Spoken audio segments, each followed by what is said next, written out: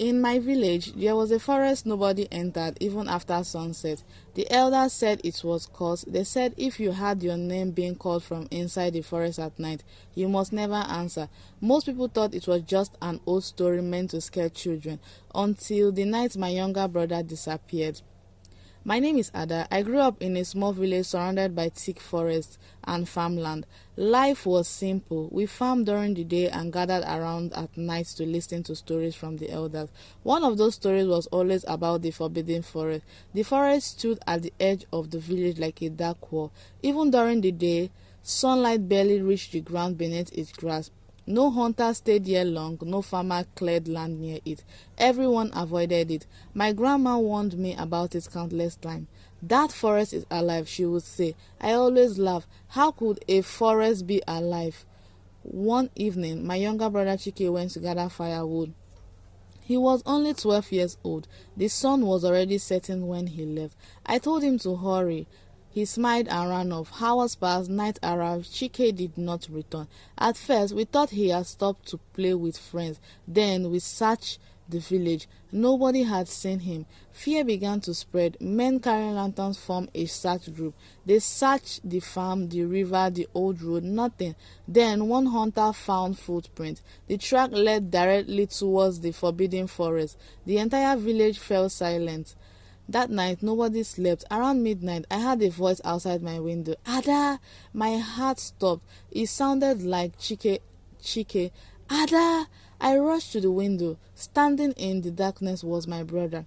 Relief flooded my body. I almost opened the door. Then I noticed something. His eyes. They were completely black. No white, no pupils, just darkness. He smiled. The smile stretched unnaturally wide. A cold chill ran through my spine. Grandmother's warning. Before I could move, my grandmother grabbed my arm. Her face turned pale. Don't go outside. But that is Chike. No, she shook her head. Whosoever is standing there is not your brother. Outside, the figure continued smiling. Then he slowly walked back towards the forest without turning around, without blinking, disappearing into the darkness. I didn't sleep for the rest of the night. The next morning, the village chief called a meeting. The oldest elders gathered beneath the giant tree. For the first time, they revealed the truth. 5 years earlier, villagers had trapped an evil spirit inside the forest. The spirit fed on fears. Every decade, it tried to escape to regain strength. It lured people into the forest. Many who entered were never seen again. The elders believed Chike had become its newest victim. I refused to accept it. I was going to bring my brother home, no matter what. The following night, I took a lantern and left secretly. The moon hung low in the sky. The forest entrance felt colder than the rest of the village. As I stepped inside, strange sounds surrounded me. Whispers, footsteps, soft laughter. Yes, nobody was there. The deeper I walked, the darker everything became. Soon, I found something hanging from a tree branch. It was Chike's sandal. My heart sank. I knew I was on the right path. The whispers grew louder, the voices. Soon, they began calling my name. Ada, Ada, Ada. The voice came from every direction. Some sounded like children, others sounded like old and broken. I remembered my grandmother's warning, never answer, so I kept walking. Suddenly, the forest became silent, completely silent. That frightened me more than the voices. Hours later, I discovered an ancient shrine hidden among the giant trees. The structure looked abandoned. Its stone walls were covered with strange symbols. Candles burned even though nobody was there. At the center stood a massive stone altar. Then I heard a scream. Ada! It was Chike. The sound came from beneath the shrine. On the ground, behind the altar, I found a hidden staircase. It led underground. The air smelled old and damp. My lantern barely illuminated the path ahead.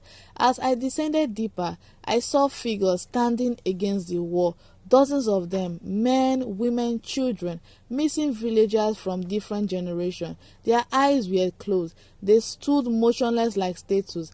Then one of them opened its eyes. Then another, then another. Every single one turned towards me. At the end of the chamber sat a giant shadow. Its body seemed made of darkness itself. Only its glowing red eyes were visible. Chike stood beside it, unable to move. The spirit smiled. "You have come for your brother." Its voice echoed through the chamber. I couldn't speak. The creature stood. The ground shook beneath its feet. Fear consumed me. Yes, I stepped forward. "I want my brother back." The spirit laughed, a terrible sound like hundreds of voices screaming together. The spirit explained the truth. It could only survive if people feared it. Every victim became part of its power. If I wanted Chike back, I had to take his place, one soul for another. The chamber fell silent. I looked at my brother. Tears filled my eyes. For a moment, I considered it. Then I remembered something my grandma once said.